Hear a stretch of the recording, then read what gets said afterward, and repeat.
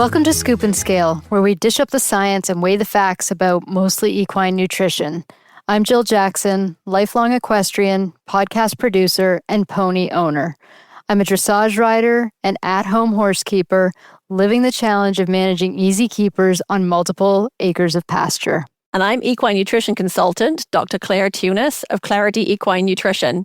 I develop diet plans for horses ranging from metabolic seniors to Olympic athletes. I also consult for equine nutrition companies. I'm a scientist, dressage rider, and pony club mom. Claire and I have been horse friends for almost 20 years, and like all good horse friends, we're always talking horses. We talk about the challenges of managing our horses, our riding struggles, feeding horses, and what's going on in the wider equine community. This podcast is a place for us to have conversations mostly about equine nutrition. It's for anyone who wants to make better choices when it comes to feeding their horses. And before we get started, a quick disclaimer. The information in this podcast is general and not meant to replace the individualized advice of your own qualified equine nutritionist or veterinarian. And while I have a PhD in nutrition, I'm not a veterinarian and can't give medical advice. With that, thank you for joining us, and we hope you enjoy the following episode.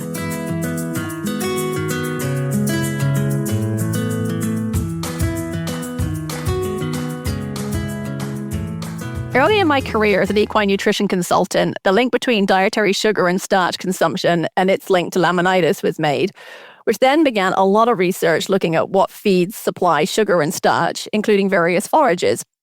Plant scientists began looking at how sugar and starch in grasses change over time, trying to help decipher whether these horses should or could graze pasture, and if so, were there ways to reduce the risk of them developing laminitis? The result was a lot of information about non-structural carbohydrates, fructans, weather patterns, growing conditions, stress, grass height, grass age, and so much more. And I think it's fair to say that results became quite confusing for nutritionists and owners alike. Almost 20 years later, and I think things are still pretty confusing. So today we're going to discuss where our knowledge is now and hopefully add some clarity. To help us in this mission, I'm thrilled to be joined by the Equine PhD, otherwise known as Michelle DeBoer. Michelle, welcome to Scoop and Scale. Thank you so much for having me. I've loved listening to your podcast, so I'm super excited to be on the other side. Well, it's super to have you. So for our listeners who are not familiar with the Equine PhD, could you tell us a little bit about yourself, what you did your PhD research on and kind of what you're doing today? Yeah, so of course, growing up, I always just loved horses, and I grew up in the suburbs. So my parents thought it was just a phase, wouldn't let me get a horse until I saved up enough money to buy one myself, and I finally convinced them. And so I got my first horse, a little Arabian named Molly, and that kind of ignited this lifelong passion. So I went on to pursue a bachelor's degree in equine business management with a minor in biology from Stevens College. After graduation, I spent a few years in industry. So I worked on a dude ranch as an assistant reining trainer before I made my way back to school. So I just continued to have questions. I felt like I had a lot more to learn. So I went to the University of Minnesota, and there I did a lot of research on just kind of horse management, nutrition, muscle biology. So I'd say my main PhD research project was looking at grazing horses on different forage species. So we looked at cool season grass, alfalfa, and teff. And then we evaluated their glucose, insulin, and amino acid responses after or during the grazing day. And so after graduate work, I became a professor at the University of Wisconsin River Falls. So I just hopped across the river. And I focused primarily on teaching, but I had some fun, exciting research projects as well with my undergraduates there. And about a year ago, I transitioned back into industry, and I currently work as an animal nutrition specialist for Spikes and Hools, which is a Minnesota-based feed company. Well, that's very cool. I think it's really neat that you went and got industry experience before you went back to grad school. That's not that common. I think a lot of people just sort of do the bachelor's, do the master's, do the PhD or what have you. And I think it's really great when people actually go out in industry and, perhaps figure out what it is they really want to focus on or what the real problems are, right? Yeah, it definitely gave me a different perspective going into academia, and then even going from the university life back into industry in this past year has also changed my perspective more. So I think it's been really fun. It's made me really well-rounded in my experiences and the opportunities I've had. Yeah, and undergraduate research projects are really fun because you kind of you get them completed pretty quickly, right? Compared to something like a PhD project, which goes on and on and on and on and on. You can ask really kind of nice questions and get a nice answer fairly quickly to like a real world Yeah. problem. Yes, that's been the fun part is, yeah, I was able to get, some internal grants and I could kind of pump them out within the year. We had our longest one was 2 years and I did not have enough patience for I was like, I just want the results now. But yeah, it was fun to do some practical studies and then I could bring them back into the classroom of what we learned. So it was really a cool opportunity for the students and then publishing the research for kind of the general horse owners. Yeah, no, that's great. Why did you decide to start Equine PhD? I love research. I never fully realized that, but growing up, I look back and I remember around my undergrad, I decided to go on this mission to bake the perfect chocolate chip cookie. And I marked down every step. I had what I now know as like a lab notebook. And I would say like, okay, I'd weigh everything out. I'd go and I'd have my like KitchenAid mixer. I'm like, hey, it rotated 3 times. And then I added 100 grams of flour. And so it was like documenting things to a T. And looking back, I'm like, oh, that was kind of like a little research project. And so once I became part of the more official research world, I realized how much we've been able to do as a research community, but how a lot of that isn't disseminated and isn't given out to the audience that we do that research for. We're doing it for the horse owners and trainers and managers and the people who are caring for the horses, but it sometimes just got locked away within academia. And so on top of that, I guess I also saw, especially with social media getting bigger, a lot of misinformation that would get out there of people would share their beliefs that didn't always have a lot of great backing to them. And so creating this page kind of helped me tackle both things, right? How can I make this science-based information accessible to the equine industry as a whole, but also help horse owners just make better management decisions that are kind of rooted in true science? Yeah, and it's fascinating hearing you say all that because I think that it's been one of my observations that I have a lot of friends that still work in academia, but they're not always that great at getting their message out to the everyday horse owner and figuring out how to kind of put their work into sort of layman's terms. Especially if they have a really heavy research focus to their, appointment. So I think it's great that you're trying to get, their work out there to the wider community because I think that's really needed. And I had to chuckle at your chocolate chip thing because my daughter has to do for her math over the summer, she's had to do something where she created data that she could analyze when she goes back to school in August. So she decided to make angel food cakes. And so we ate a lot of angel food cake earlier this summer.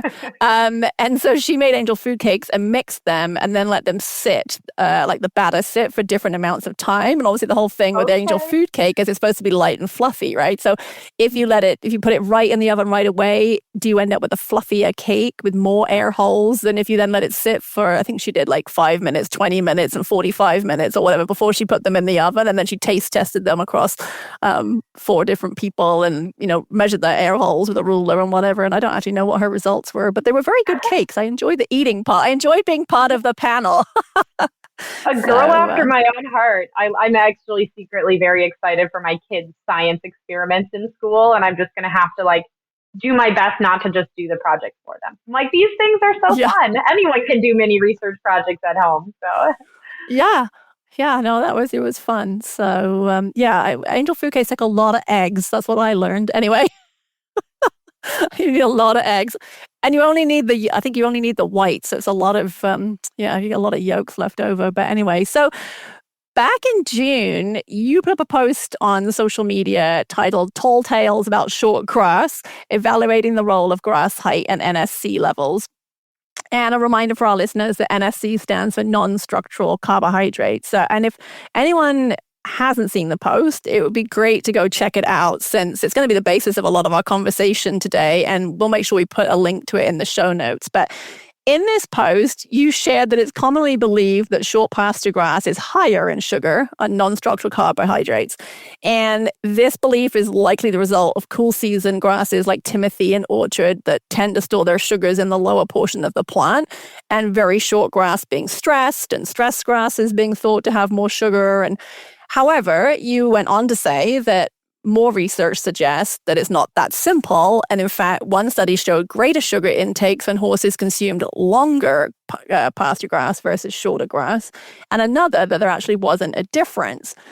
And as of today, the post, I think, has over 1,500 likes, like 400 comments, 1,200 shares. And this clearly was something that people either wanted to learn about or you kind of hit a nerve or both. Were you expecting all that response?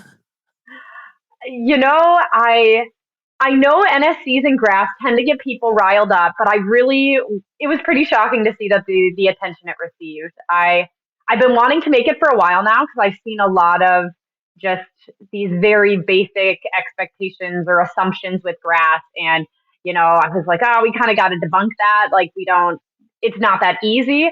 I spoke to a few PhDs at a conference you and I were both at, in early June, and they were some of the researchers on the project. And I was like, hey, I want to make it. I know I might stir the pot a little bit. And they're like, nope, we go ahead. We agree. And, it kind of is hit or miss. Some are just a blip on the radar and don't get a lot of attention. But yeah, this, like you said, it struck a nerve with a lot of people. So that was not expected. And my phone was blowing up all for about a week. Oh, was it? Oh, gosh. Yeah. I mean, it's funny because, I sort of sit and I find comments, I can spend a lot of time looking at comments on Facebook and, it's like, some of them were, I mean, there was a lot of them, obviously, and it was fascinating because I pulled up a few. I mean, they range from, don't listen to this garbage, it's not science-based, and I'm like, hang on, what? You just quoted 2 research papers, peer-reviewed published papers, to just when I thought I understood grass, you show up on my feed, nothing about grass makes sense anymore, followed by, I totally agree, it makes me second guess what I've been doing for years, and somebody else, I agree, it's so very confusing. And then somebody else is, well, those are very old, studies that were cited. I'm sure there, must be more recent information than 16 years ago, because, the papers that you've quoted, I think one was from 2019, and my brain can't do the math right now for how old the 16-year-old paper when that was published. But yeah, I mean, they were 6 and 16 years ago. Unfortunately, the minority of the comments were, sort of positive along the lines of, I was guilty of believing short grass is more like sugary gumdrops. This is beautiful information. Thank you. So it's nice to know that, there were people out there who really appreciated the information you disseminated. And the negative comments saying, this info was flat out wrong were certainly the majority. And this, as I said, despite the fact that your closing comment in the post was, grass height alone is not a reliable measure of pasture safety. For metabolically sensitive horses, effective management, not grass length, is what truly matters. So you clearly stated that it's more complicated than just grass height. But I think people were so thrown for a loop by the rest of the post that maybe your closing comment didn't register, or they didn't get that far. They, their opinion took over before they even finished reading the post. And that happens a lot online these days. Because there were so many comments from owners saying that they're now confused, I thought it'd be a great idea to have you on the podcast and to discuss, what makes grasses high in NSC and try and kind of clear this up for people. Because like you, I really feel strongly in trying to help people better understand the research that's out there so they can make, good choices for their horses. Because I think as horse owners, that's what we all want to do. So, let's start with where you started with the height component. So can you explain what our common understanding has been versus what the 2 studies you cited actually found? Yes, of course. So the common line of thinking, which I was also taught this as well. So I know it's kind of hard to change perspectives or information. Me too. Yes. Yeah, but it's been ingrained into our knowledge. But it tends to be that, our non-structural carbohydrates are stored in the base of the stem for most pasture grasses. So when you have a short grass, we would technically then be giving more NSCs to the horses because they can now access that primary storage site for the non-structural carbohydrates. It would also be more concentrated in sugars because it has less other nutrients that might dilute it. And so on top of that, we believe a stress grass will also accumulate NSCs. And we often consider that short grass to be stressed out, right? It cannot utilize NSCs for growth because it's kind of gone into the survival mode of like, I just need to stay alive. And so while this all makes sense, the two studies out there, their findings contradict this belief. And so I don't think it's as simple as we all kind of previously learned. And so the first study I cited, it didn't specifically look at grass height, but it was rather comparing different management systems. So rotationally versus continuously grazed pastures. And so for anyone who does have experience with these two grazing management styles, rotationally grazed pastures where you kind of divide a larger pasture up into different sections. You know, you graze one, and when that's grazed down, you move them to the next one and you give that first one a chance to rest, right? And you keep rotating and cycle around. Those ones tend to be managed better. So the grass typically has time to rest and recover and get taller, and it just tends to be a taller, nicer grass. Versus Right. continuously grazed pastures, the horses can just nibble it all the way down, and they tend to be very short, very overgrazed.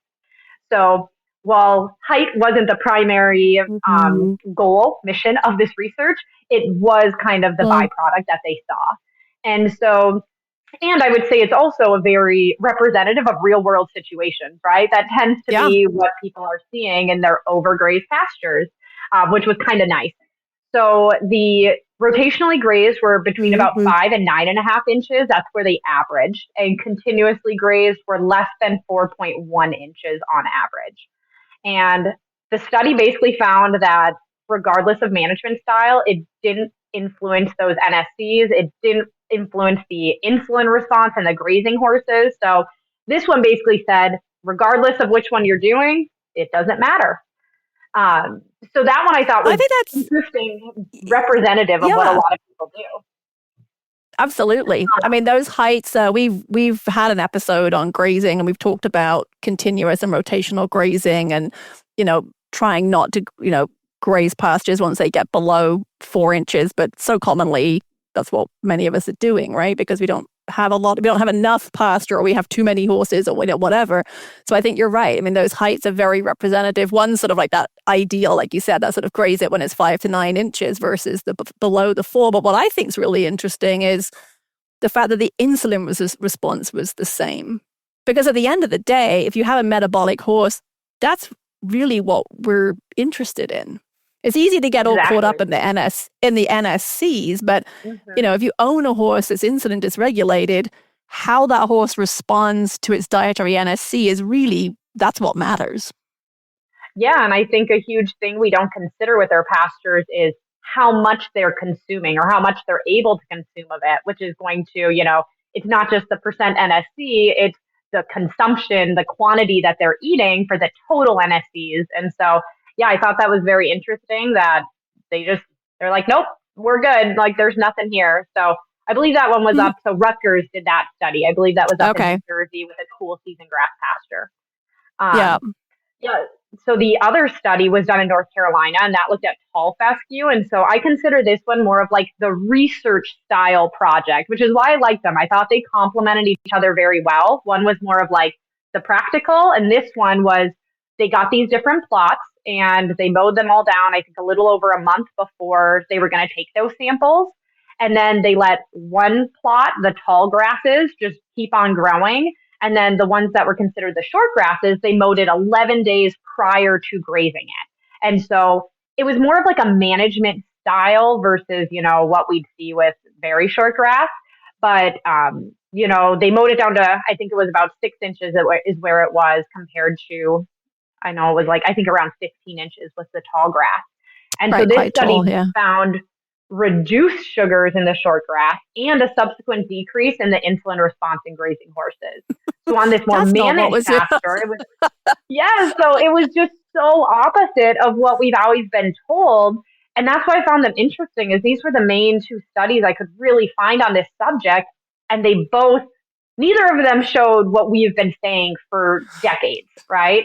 And Right. so it challenged that long time belief. And that's what I love about research is we're constantly learning. And I think we need to have open minds to be able to grow, right? Of like, hey, this isn't what we knew, but this is what the data is saying. Should we repeat it? Yeah, always. But it really challenges some of those mindsets. It does. And I think that, you know, lots of people came back in the comments and kind of said, well, that's not short. But then that's why it's so nice to have that complementary second paper where it really was overgrazed and truly short, and it didn't impact insulin response in the horses. So, they were two nice complementary papers. Those researchers are phenomenal, and they're known for a lot of their forage research. So they do a good job on the East Coast of getting that research out there and making it practical and applicable. So kudos to them. Yeah, for sure. Lots of people seem to comment that 4 inches of grass is tall grass. And we've said it before on this podcast that the bottom 4 inches of grass belong to the plant. If you graze below that, you're really risking your pasture. So in case listeners think they should be grazing their pastures to the ground, could you talk a little bit about optimal grazing height for pastures' well-being? Yes. Please don't graze them to the ground. It makes me so sad. It makes the grasses sad. Just don't do it. But my favorite saying that I learned in grad school was take half, leave half. So what you are going to do is we recommend grazing at around 6 to 8 inches. And that actually tends to be a bit shorter than, like, a lot of people think they need these tall, just like jungles of pasture. And you actually don't want it that tall. The horses tend to not like this very mature plant. So 6 to 8 Jill inches ends up working great. Yes. That's what I've heard. Laughing because I see pictures of Jill's pony in his jungle sometimes. You can barely see him in there. In the spring, ours got pretty tall, and my poor little 15-pound dog was like leaping through. You just could see like a little fox jumping around. But our typical recommendation that we used in grad school was, at that point, Nalgene water bottles were the thing. Maybe that dates me a little bit because I know it's like moved through Stanley and a bunch of other ones now. I can't keep track. But we just say, put that water bottle, even a plastic water bottle, right? Set it in your pasture. And if it goes just above that, you're pretty good for when you can graze. So about the height of one of those water bottles. And then, so take half means you can graze half of that. So if we're at 6 to 8 inches, you can go down to 3 to 4 inches. Like you guys said, I prefer, closer to the 4 inches, be a little bit taller. And it's also, horses are selective grazers, right? So they'll tend to graze certain areas down really low, leave others high. So we want to ideally have the lowest grass be at that 3 to 4 inches instead of letting them overgraze chunks and let, that grass is 12 inches, but down here's 1 inch, right? So balancing that as well. But leaving enough grass is just extremely important for the health of the pasture. So think of those green leafy parts as those that can produce energy that your plants need to grow and be happy and productive. So if you're taking all those green parts away, your grass is now going to be stressed out. And this is problematic for a few reasons. So your pasture is not going to be as productive. It won't be yielding as much, which means it's going to be more difficult to provide adequate pasture for your horses because it's just stressed and you're not getting the same, tons per acre that you would if you managed it well. But also by overgrazing it, you're going to allow the weeds, like the undesirable forage species, an opportunity to outshine the grass. And so now you're just giving the weeds that position to outcompete them, and weeds are awful. And one of the best ways you can manage weeds is by managing your grass well and letting your grass, thrive and outcompete them. So ultimately, if you take care of your pasture, it's going to mean, you need to go to hay. You don't need to go to hay as fast, and you can hopefully help manage the forage species in your pasture. There was a lot of debate in the comments about what was considered short grass, and people felt that the research was done on grass that was far taller than what they see in many pastures. So the researchers' idea of short grass was in fact long, but you've since confirmed that at least one study was done on very short grass. Is that right? Yes. So I spoke to the principal investigator for that rotational versus continuous grazing at the conference, and she's like, I can confirm it was really short. So the values that we often report in research are averages. So think of that as like there is going to be grass taller and shorter, and especially in a continuously grazed management system where they are selectively grazing. I'm sure there were areas that were very overgrazed that the horses kept going back to, and some that were a little bit taller that probably, threw off the average a little bit. But still, I think one of the averages was 2.9 inches. So that's, still below our recommendations for grazing. And also when it comes to research, it gets tricky going between the practical side versus like controlling something to actually be research. But when we're doing research, we tend to want to use best management practices as our base. And so for the most part, we're not going and being like, yep, we're going to look at this overgrazed pasture when we're out there telling you not to overgraze your pasture, because it kind of contradicts the recommendations we're giving. But I'm hoping to do a mini science experiment around my house to hopefully see what results we get out in the wild with really, really short grass. So stay tuned if I get something posted on that. Oh, that'd be great. Yeah, your point about horses being selective grazers, I think, is a really important one. I mean, so many people, like to your point, look out and kind of go, well, there's some grass out there that's 12 inches, and they have no clue that their field is actually overgrazed, right? I mean, they just don't appreciate what overgrazed means because they see all this long, dark green grass. And, a lot of horses just won't eat that. They're just not that into that. So I know I've definitely been guilty of saying that horses preferentially eat the short grass because it's sweeter. I think, like you said before, that's sort of what we were told, years ago when I first started doing consulting. So is that not the case now, do you think? Do you think they're not choosing that short grass because it's sweeter? I think there are other reasons. Yeah, according to these studies, the answer would be no. But I do agree that, my horses at home, I see them go to that same patch and they have it down like as small as like nubs on the ground. And then I have the other like 80% is nice tall grass. And they just are like, no, thank you. And so I do have some thoughts, more speculation. If is speculation allowed versus of this course, is not based yeah, no, I mean, okay, yeah. One I would say is not as much speculation. We do have research on this, but I think it's a very small piece of the puzzle. But manure. So horses avoid areas they defecate, right? And the areas they defecate, they're naturally fertilizing, and the grass gets beautiful and tall. And I know I've been out to fields where I'm like, what's that corner? It looks great. And they're like, oh, that's where I dump my manure, right? And the horses won't touch it.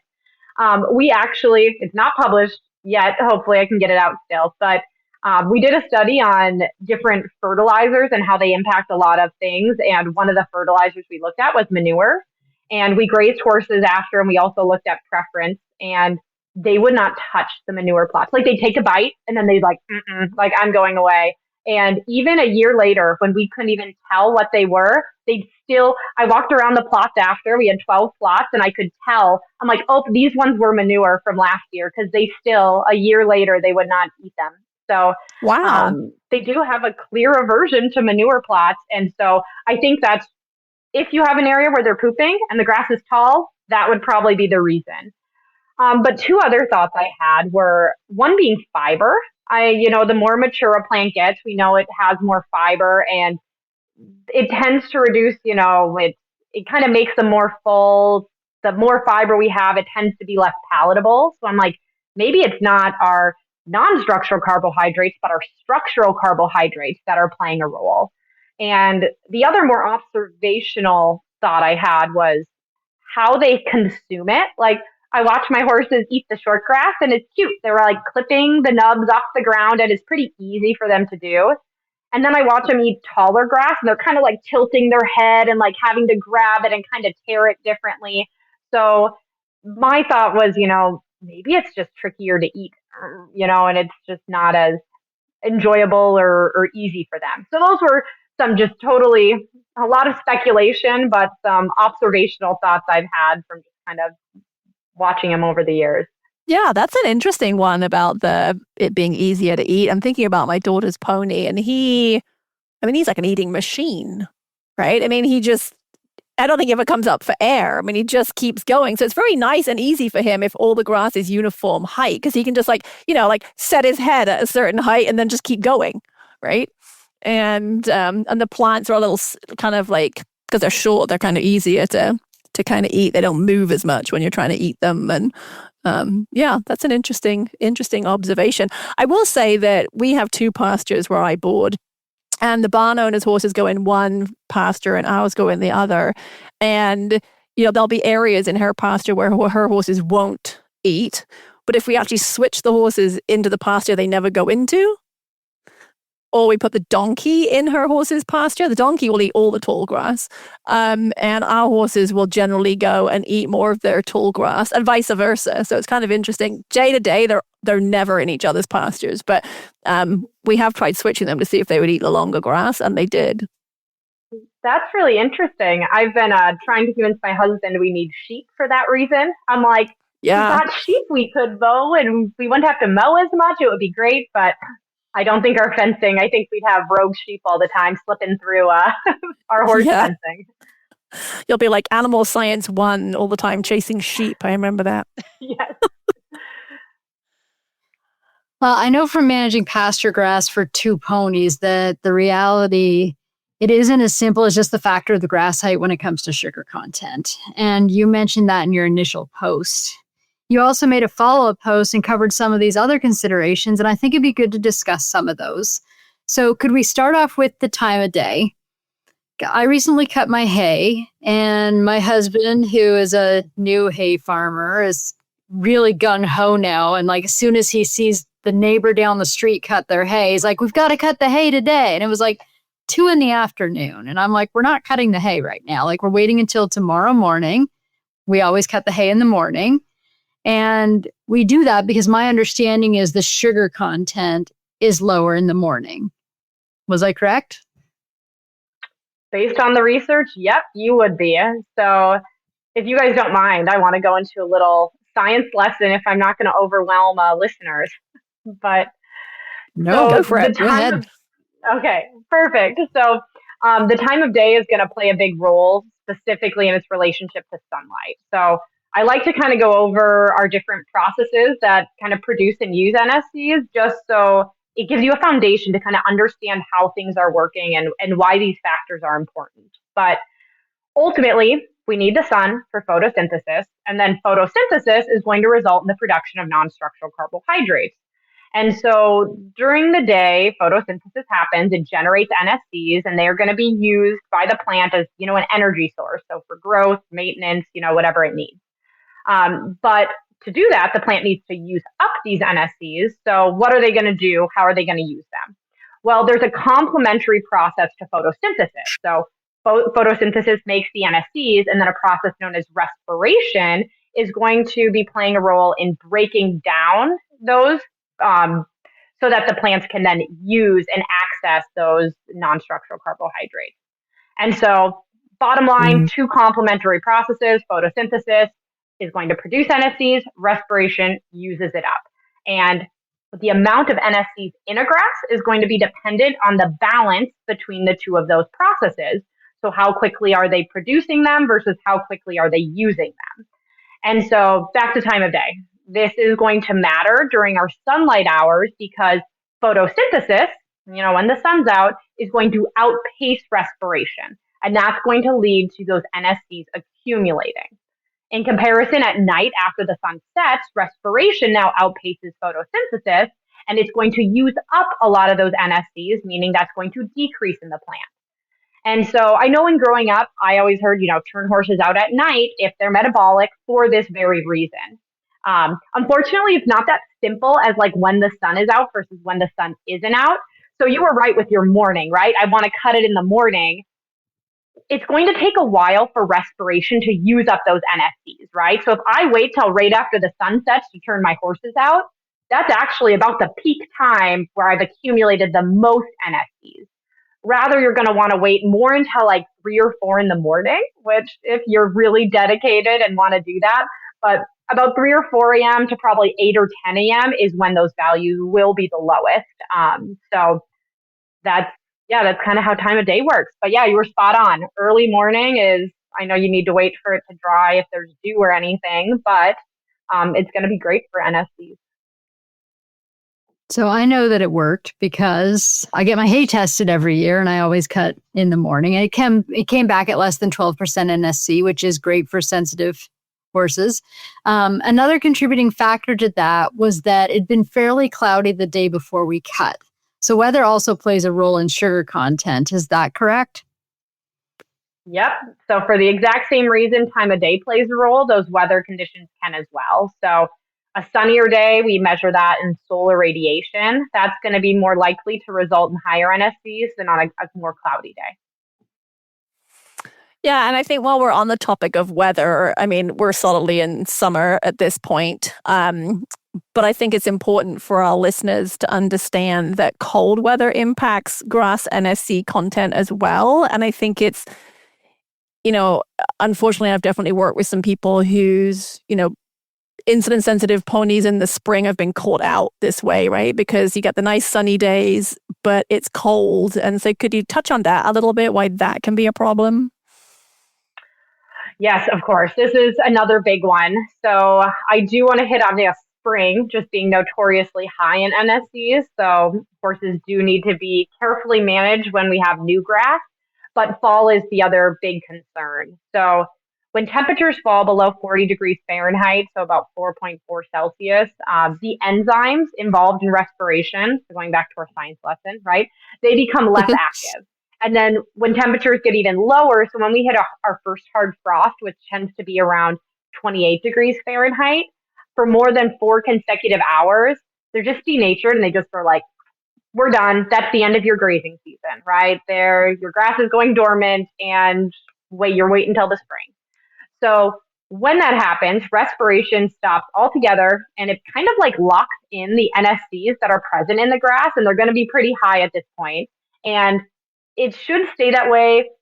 Again, I don't have research on it, but all the recommendations we have out there by like PhDs and scientists are 1 week is kind of that grace period after that frost hits. And so the current recommendation is, after a hard frost, when it gets really cold, or even when the temperatures, even nightly temperatures are dropping below 40, if you have a horse with metabolic concerns, this would be a sensitive period that you'd want to avoid grazing. Yeah, and it's hard, right? In the spring when you've maybe had horses shut in all winter and, it's finally drying out and your pastures, you're like, yeah, I can turn my horses out and the days are beautiful and sunny and it's, 50 degrees outside and sunny, but it's still, 35 at night or whatever. It's like, and it's hard because people don't realize, and the grass looks like it's fairly dormant still when maybe it's not. It's not quite as innocent as it looks. So I think that's exactly. I know. Patience is hard too. You're just like, oh, it's green. I know. I just want to add that even in January, I mean, if we have a dry winter and there's no snow on the ground and I look out and I'm like, oh, it's a sunny day, I'm going to put the horses out, like turn them out. But there's still, 8 or 10 inches of dead grass out there. I put their muzzles on. I mean, I don't know. I've read so much stuff both ways that is there still sugar? Is the sugar stored? It seems really silly that it's all brown and, it's 30 degrees outside or 20 degrees outside and they're standing out there in their muzzles. But I just don't know which way, they say it's okay after, a week of it being cold. I don't know if I can trust it. That's just me. So I actually dug back into some. Well, so the study I mentioned previously about rotationally and continuously graze, it was part of a larger study that looked at the grasses over, I think it was 27 months. So like a little over 2 years. And they took values monthly from, forage samples, all of that. And they did find, again, this was in New Jersey, and there was like a solid 3 or 4 month period where the NSCs and the both rotationally and continuously grazed were around like 4%. So they did drop consistently throughout the winter, which gave me a little more peace of mind because I'm like, I haven't seen any studies on the frost and solidifying that. But yeah, when they go dormant, the thought is, they shuttle all those NSCs into the roots to kind of save them for the next year. So as long as you're not grazing under the 3 to 4 inch, that they need, which it sounds like you're not, technically they would be safer. But yeah, I agree with you. A grazing muzzle is a great safety net. Yeah, it's always good to be safe. And I think, I think brings up an important topic that we haven't touched on, because you mentioned there about the plants shuttling the NSCs into their roots. And that's something that cold season grasses do especially well. And it's one of the things that is sort of their mechanism that actually allows them to kind of survive over the winter and be a cold season grass. And we haven't really talked about what a cold season grass is versus a warm season grass. Or, cold season grass being something like orchard or timothy, brome, fescue, versus, the warm season grasses like Bermuda and teff. And, they do manufacture and store NSC differently. So could you talk a little bit about that? Yeah, you're giving me flashbacks to my PhD defense. So, sorry, I've been there. That could be painful. A little PTSD, but I'll get through it. Yeah. I mean, I do think this is very important to bring up. I mean, being up in, the Wisconsin, Minnesota area, we're very familiar with cool season grasses, and those are going to work very differently than if we go down south and talk about warm season grasses, and our legumes as well. So they have different ways to store excess carbohydrates. And so cool season grasses primarily store fructans. So that's kind of that specific carbohydrate to them for storage. They tend to relocate them down to the stem. And the other thing too is they're also, where they're relocating things is also going to vary based on what is growing, right? So they will send it to areas of growth, like if it's growing new leaves, they go there. If it's going to a seed head, it goes there, So things will vary a bit with maturity, but our cool season grasses don't have a self-limiting storage mechanism. So that means they are more capable of accumulating higher concentrations of NSCs. It doesn't mean they do, right? I've seen, a cool season versus a warm season, and, my cool season was at 9%.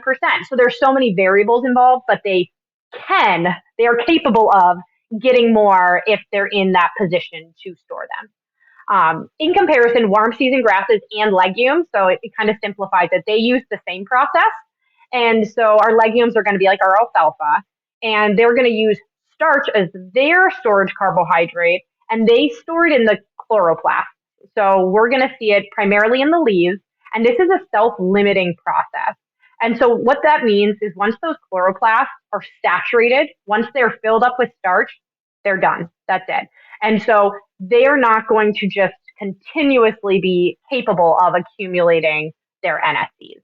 And I think it's also interesting to note too, the fructans versus the starches, they're digested by the horses very differently as well. But ultimately, yeah, they're both going to work very differently. Maturity is also going to play a role. So as both mature, they develop seed heads, and the seed head becomes, we call them a source and a sink. Like a source is where they generate NSCs, and the sink is where they send them.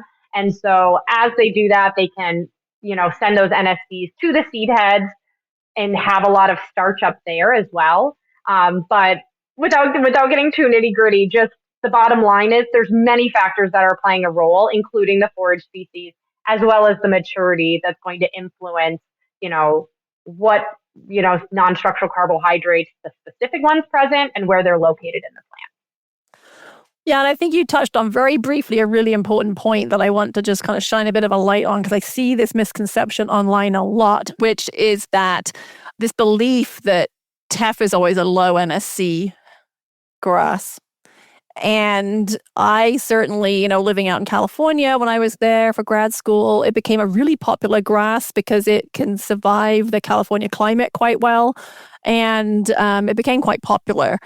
And I saw quite a few hay analyses for teff come across my desk, and they weren't always in what we consider to be the safe zone for NSC. Conversely, I saw plenty of orchard grass analyses come across my desk, to your point, that were like 9% NSC and were great, for metabolic horses. So while it is generally the rule that, we would expect the warm season grasses like teff and Bermuda and to be lower in NSC, I certainly always counsel my clients with insulin sensitive horses that you really do need to test. It's not always safe to make the assumption that just because it's teff, it's going to be safe.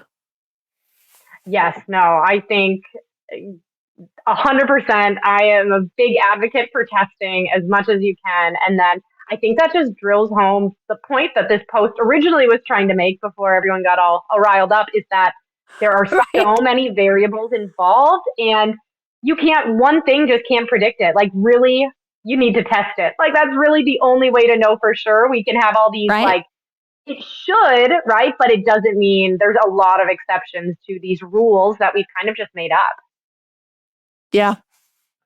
You touched on this briefly, but how does plant maturity play into NSC content? Because I've understood that as grass plants mature, they develop more structural carbohydrates relative to NSC sugars, making them potentially a safer option for metabolic horses. Is that still correct?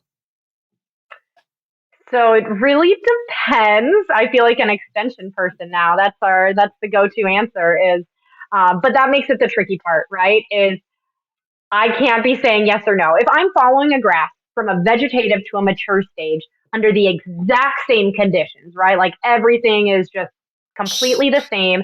That is what I'd expect, right? I'd expect a decrease in the NSCs, an increase in fiber.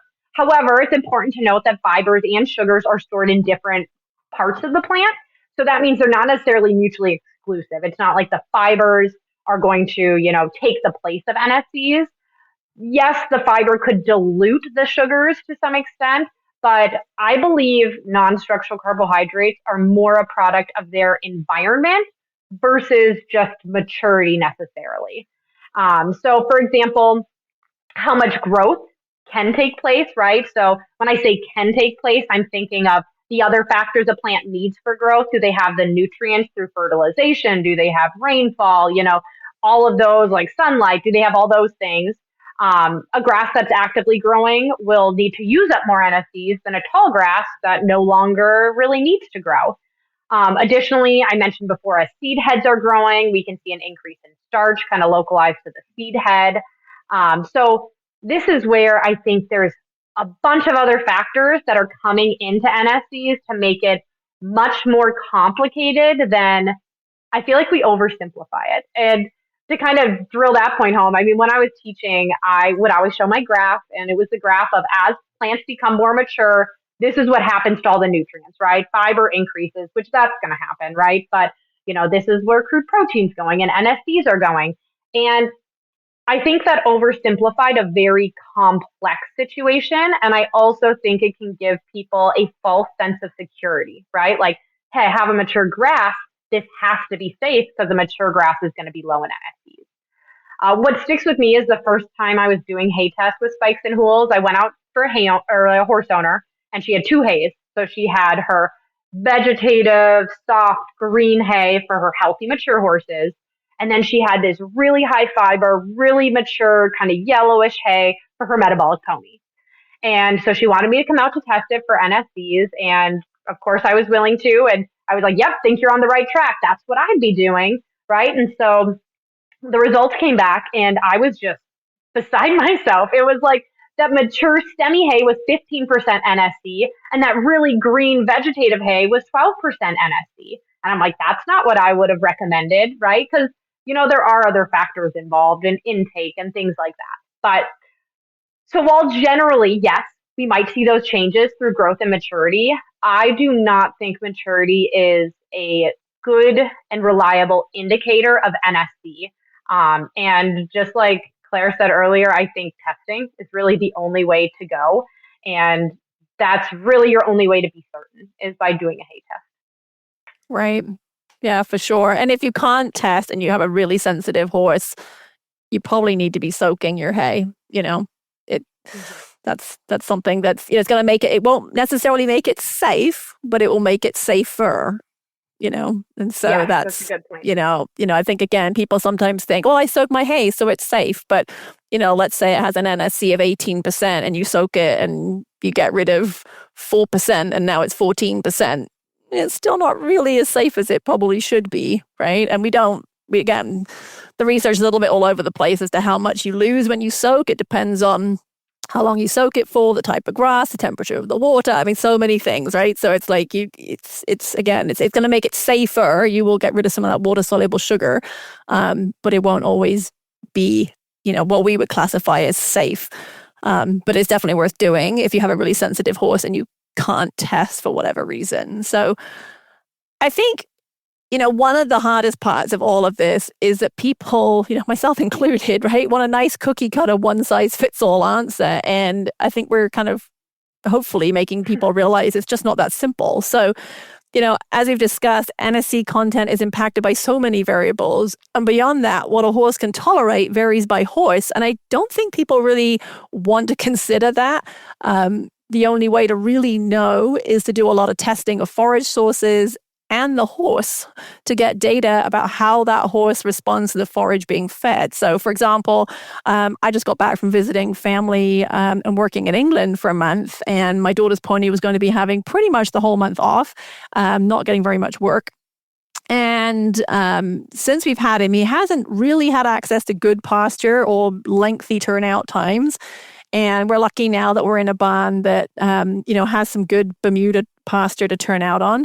And since I've owned him, he's only been on Bermuda. And I haven't worried too much because, as we talked about earlier, being a warm season grass, it's generally lower in NSC than, say, Jill's cool season pasture in Iowa. So I haven't been terribly concerned, if he's out for an hour or a couple hours, or even half a day, especially if he's working a lot. However, he's 13 this year, and I thought, I should really do my due diligence and get his insulin levels tested. So we pulled blood about an hour after he'd been grazing the pasture for several hours, and thankfully the results came back normal. So that really helped give me some peace of mind that, while he might get a bit fat while we were gone, his laminitis risk was hopefully fairly low.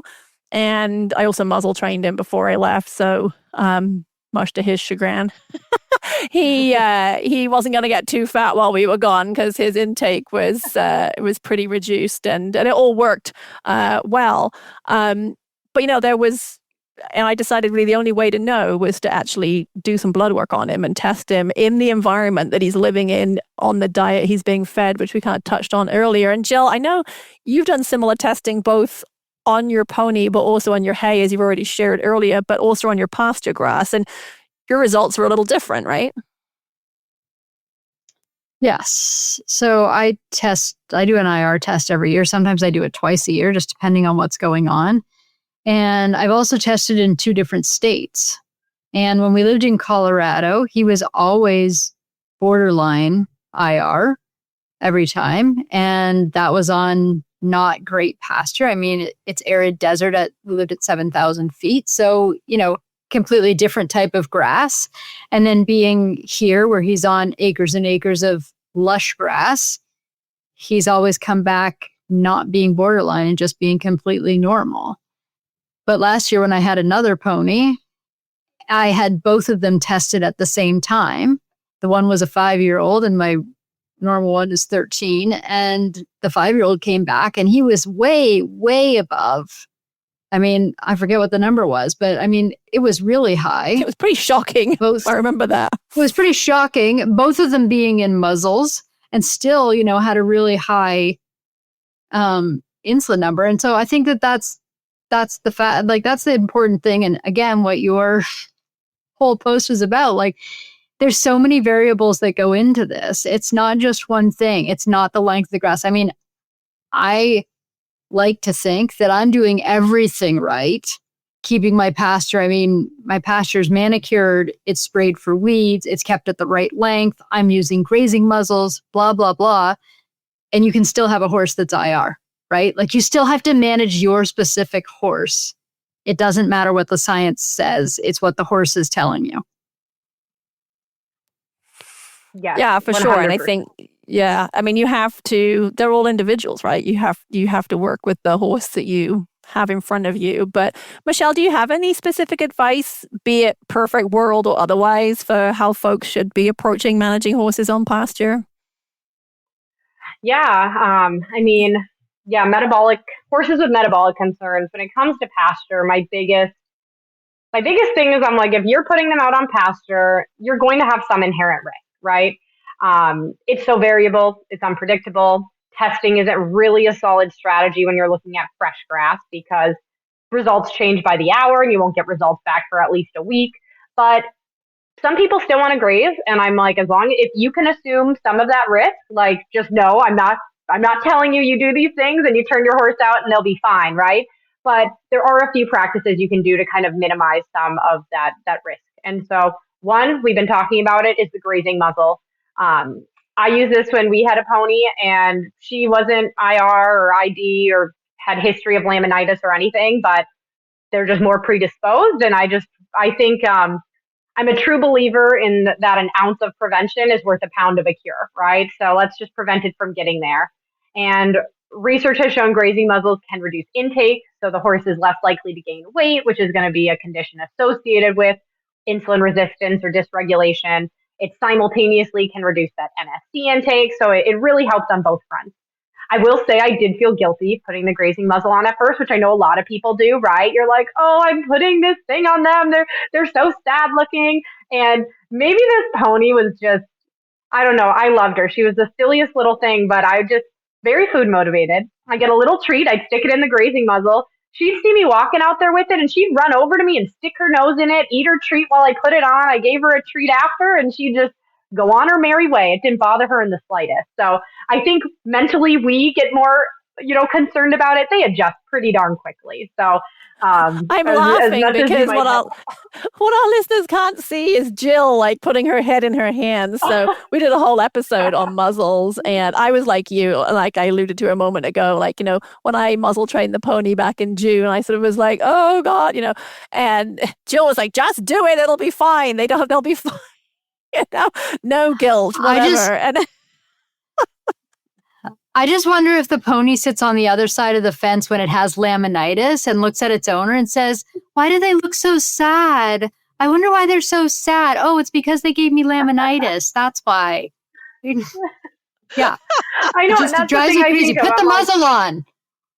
Yes, that's what I always thought of. Would I rather be rehabbing a horse in a lot of pain or just put a muzzle on? And yeah, one time I forgot to put it on that night and I went out to the pasture. I'm like, I'm not going to be able to catch her. This is going to be miserable. She just chugged right on over to me. She's like, where's my cookie? I was like, oh, okay, I don't feel bad. Like, either you're not realizing the consequences of your actions or you don't care. So we'll go with the second. But so the other options you can do for these horses, again, we talked about it earlier, but turning them out early in the morning. So not 10 o'clock at night, right? We're talking about 4 a.m. and then bringing them in 8 or 10 a.m. I was out at a barn recently and they had automatic gates set up. So if you're someone who doesn't want to be waking up, yeah, it was a neat system. And I mean, their horses were pretty respectful of kind of the gates they had, but it was on a timer. And at a certain time, it would open up. They were using a track system and stuff, but they would have different parts of the track open at different times of the day. And I'm like, you guys need to come to my house and teach me these things. So there are options, maybe a little techier, but are options out there. And then testing forage, I mentioned it's not the most reliable for fresh forage for NSCs. You can kind of get an idea of what you're working with, right? So I'd say the more of a like portfolio you can create, so not just sending in like one snapshot, but maybe like testing it at different times of day, different maturities, things like that, you might be able to get a range, right? Of like, this is where it's sitting, and it might help you formulate a bit of a plan. Because depending on the species diversity that you have in there, you are going to see, changing numbers or ranges from pasture to pasture. So while it's not perfect, creating kind of that framework, I think, is still valuable if you are concerned about it. Yeah, for sure. And I would just like to add, so because, as I said, I just got back from England. And so we just literally, the pony's been out in the muzzle and he's been grazing and I've come back and he gained a little bit more weight than is ideal. But honestly, I'm thrilled at, how good he looks, given he really hasn't done any work in a month. And so even though, it turned out he wasn't at risk of, insulin dysregulated or, related laminitis, the fact that he's maintained a nice body condition and isn't super fat, I think is really important to his overall health. I mean, everything from joint health to, just inflammatory response. I mean, we know that being overweight has consequences beyond laminitis risk and insulin dysregulation. And where I am, I mean, literally it was 115 degrees yesterday, or 45 degrees Celsius. And, when the horses get fat at this time of year, it's really hard to get it off them, because it's really hard to work them in this climate without generating too much heat stress. And obviously, if the horses are fat, fat's insulating, so their heat stress risk goes up. So it was really important to me that he didn't get fat for other reasons. And the muzzle did a really, really great job. And once he got adapted to it, he did really well on it. So it ended up being a great choice for us, even though, it wasn't, we didn't use it from an insulin, concern standpoint. So I want to just take a minute, because one of the comments I shared at the beginning that was made on your post was that somebody mentioned something about you sharing old research, and that it was like 6 and 16 years old, those two papers that you shared. And I don't consider that old, and I'm kind of figuring you probably don't either. But I just thought it was really interesting. Do you think that's old research? No, Not I really. do not, No. especially for equine research. It's definitely Right. not. And I thought it was interesting because, well, yes, we do update our knowledge and, change our recommendations based on new research, like the information that you shared. Just because research is old, in inverted commas, doesn't make it bad.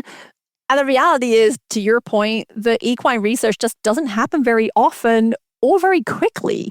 And I actually remember being chastised by my PhD project advisor for not going back far enough in the research, in the research databases when I was sort of doing my lit review and looking for the sort of foundations of the work we were doing.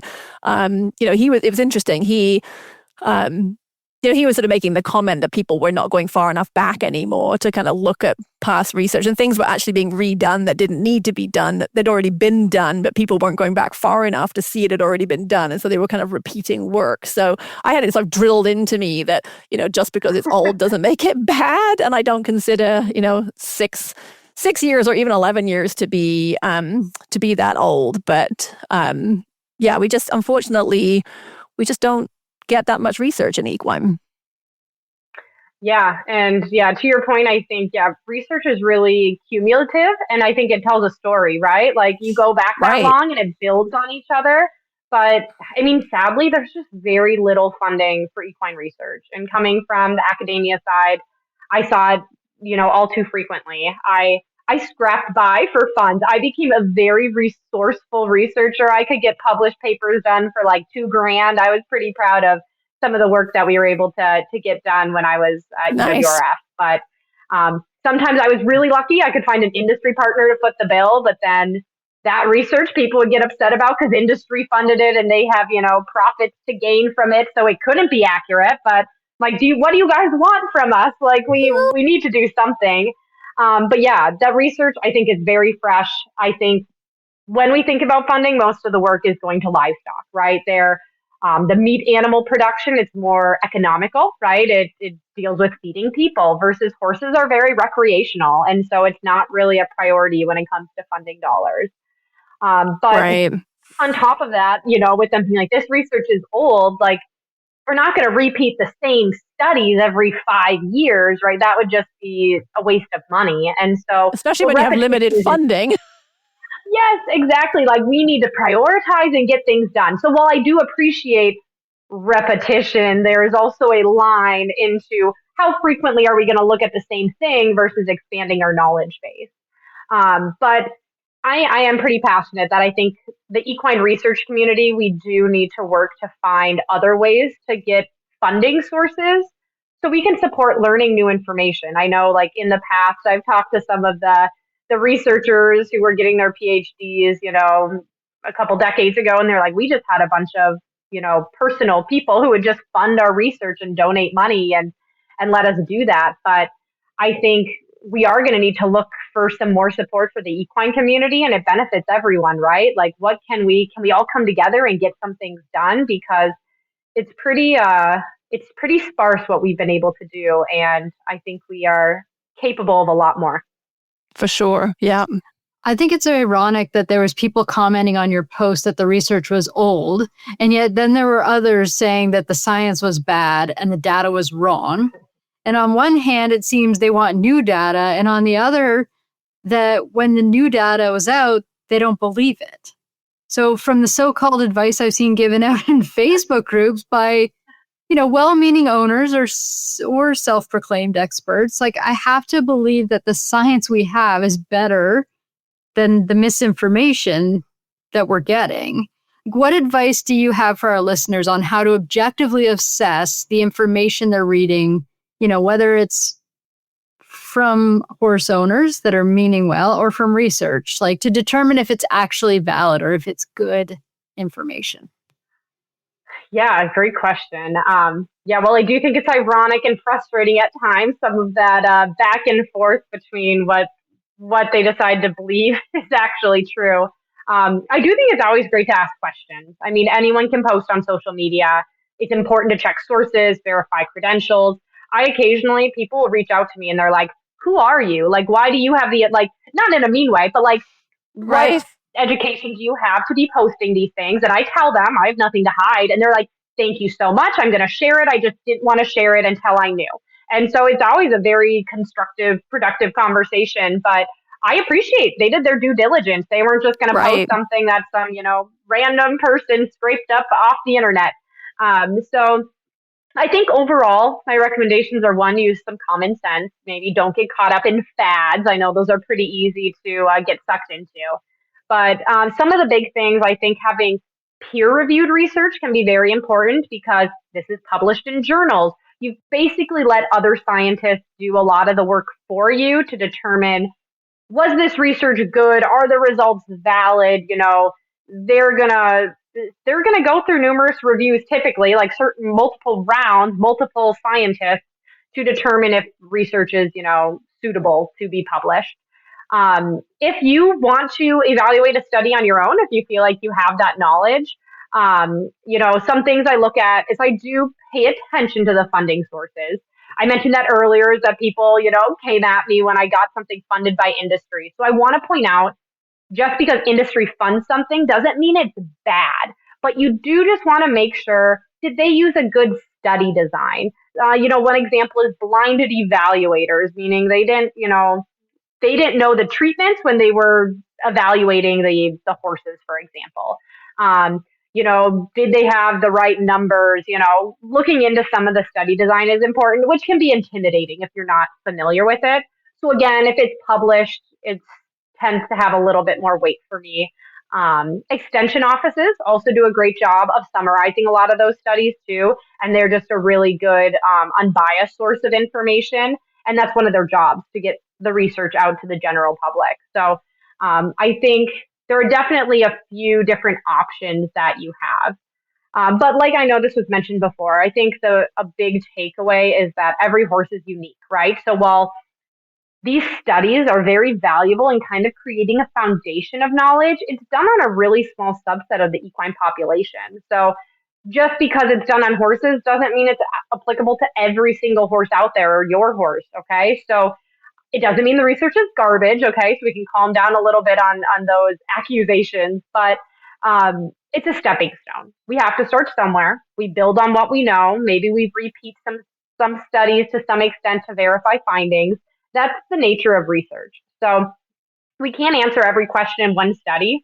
So just because we didn't answer your question, it doesn't mean that the study's worthless or not good.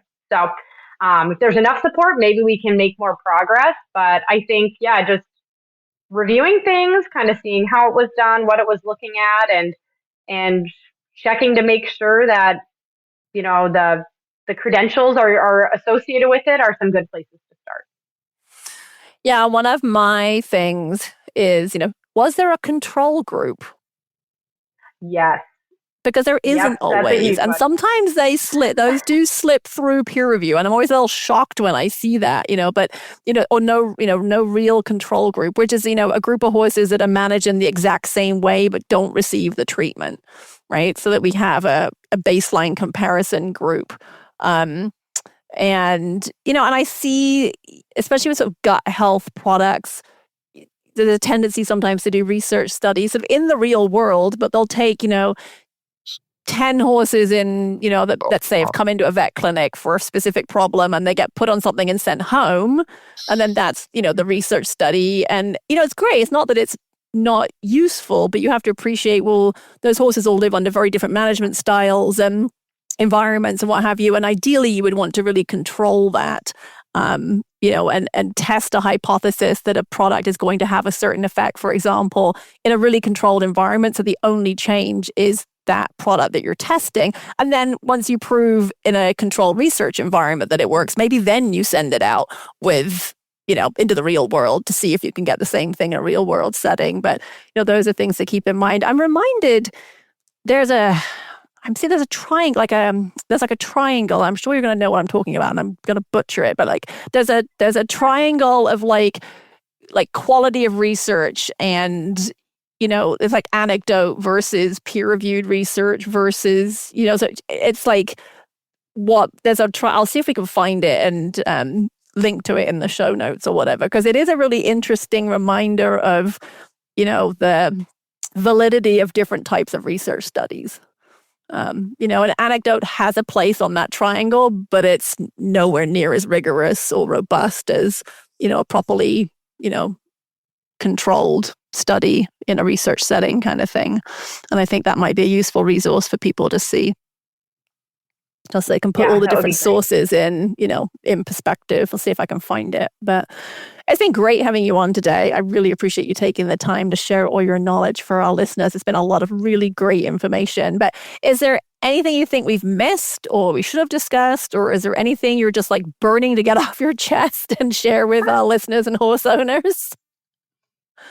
I think it's just the big takeaway. I just want to kind of drill home that I know we've talked about is, just every situation is different, and it's important that you make decisions for the horse in front of you. It's taking each situation as it comes. It's not as easy as, this person did it or the research says this. There's so many variables involved. So just pay attention to those and listen to your horse. Yeah, I think that's all we can do, right? Is just we have to, as our horses' caretakers, we have to be okay with the decisions we make. We have to be at peace with those decisions. So get all the information you need to make an informed decision, right? Yep. And then make your decision and be at peace with it. Yes, exactly. I'll put a link in the show notes for our listeners to the Equine PhD site. And that way, if you want to see any of her other great content, you can take a look at it there. Thank you so much for coming on the podcast today. We really appreciate it. Thank you so much for having me. I've had a great time. For our listeners, if you'd like to be a part of our conversation, please send your suggestions for future topics and equine nutrition questions to info@scoopandscale.com and is spelled out. You can also find Claire at clarityequine.com. We know that if you're like us, you're probably listening to this while driving or doing barn chores. But when your hands are free, if you'd share it with your friends on social media and be sure to subscribe on your favorite podcast platform, it helps other horse lovers like you to find us. For the Scoop and Scale podcast, I'm Jill Jackson. And I'm Dr. Claire Tunis. Thanks for riding along with us.